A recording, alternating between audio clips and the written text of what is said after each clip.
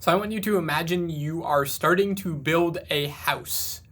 And just like any time you're starting a building, you need to dig the foundation first. Now, when you're digging that foundation, would it make sense to instead go and create a giant mound of dirt? No, that's silly. You want to dig into the earth. So let me ask you another question. If you wanted to get to somewhere based out of love, if you wanted to feel more confident, if you wanted your child to feel more confident, if you wanted them to have more friends, feel connected, feel better about themselves, if you want to feel less stressed, would you scare yourself or scare your child into getting there? No, that's just silly. Of course, why would you do that?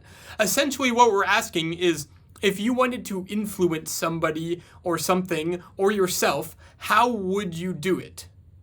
When you look at what the root of the word influence means, it means any outpouring of energy that produces effect. This is the influence circles diagram, and it explains how influence works. You have the two steps. You have the action and the big result.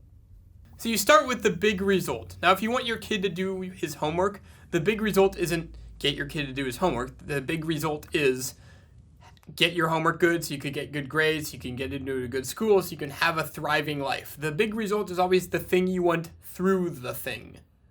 So as this diagram shows, most people ask, what action do I need to take to get to the big result? Now, in that world, the emotional content, the intent, the meaning, the motivation, they don't matter at all. It is strictly a mechanical, tell me the steps 1 through 27 that I need to do to get there.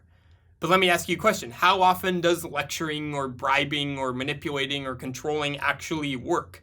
How often does it actually get you the thing that you want to be gotten from it? How often does it get you the big result? The interesting thing is that it's a lot bigger than just action, big result. The parts past what we call the invisible are the things that actually matter. This is actually how the influence circles works. This is our bigger influence circles diagram. At the outer edge, you have the motivation and you have the emotion. And you have the meaning, then you have the intent, and then you have the line that we call the invisible, and then you have the action and the big result. When you look at the root of the words motivation and emotion, emotion is energy in motion, and motivation is to put forth. So when we combine this with influence, any outpouring of energy that produces effect, what we get is an emotional state, energy that is in motion, pours out and produces an effect similar to the emotional state. When you look at what the word meaning actually means, it's just the story that we assign to something. We get some information in, we don't exactly know exactly what this means, so we sort of have to assign a story to it. I talk a lot more about this in our meaning triangle video. So how the influence circle works is you have this energy in motion that produces an effect. What happens is you say, again, let's use the big result of I want my kid to take a shower. If you come from an anxious place, meaning that your energy in motion, your emotion is one of anxiety, you will never actually get to the big result, because the big result isn't I want my kid to be able to shower, it's I want my kid to be able to think for himself and make decisions without me trying to force him and remind him all the time. But by the very action of you being anxious, what that means is I don't think he can do it on his own. So you're never going to get to a place where he will be able to do it on his own because you're coming from an anxious place of I don't think he can.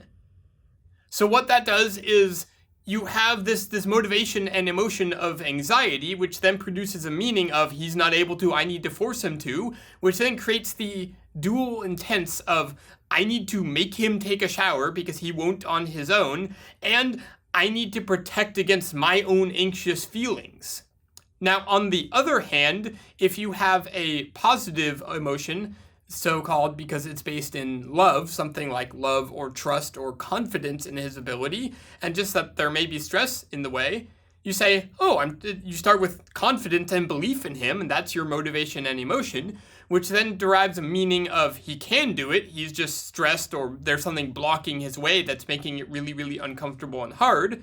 So your intent is to co-create and figure out what exactly is wrong here. Maybe the temperature of the shower's off, maybe the pressure's wrong, maybe the soap he doesn't like, maybe he doesn't like stepping out into the cold air, maybe he doesn't like the feel of the towel. And as you co-create the solution, you figure it out, and then you take the action necessary. In other words, get another towel, change the shower pressure, get a different soap, and then all of a sudden you get to the big result. So for more on influence circles and how this works, go onto our website, aspergerexperts.com, to get our influence circles course.